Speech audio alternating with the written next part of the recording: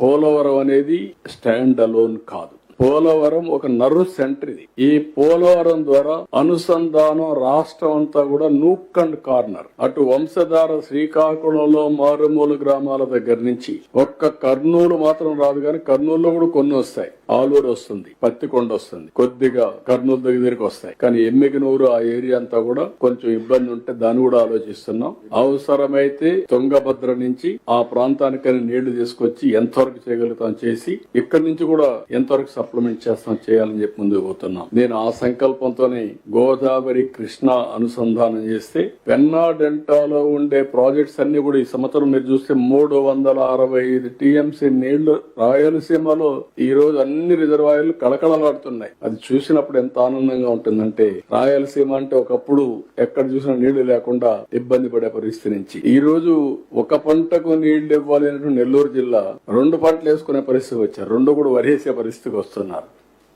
Somasila, Kandaleru full గా ఉన్నాయి. ఖరీఫ్ కూడా నీళ్లు రెడీగా పెట్టాం, అంటే అర్లీ ఖరీఫ్ ఇవ్వడానికి. అంటే ఇవన్నీ కూడా ఎందుకంటే మేము అందుకే వాణిజ్య పంటలు కూడా వేయాలి. ప్యాడీనే వేస్తే ప్రాబ్లం వస్తుందని కూడా చెప్తున్నాం. ఇవన్నీ చేస్తున్నాం.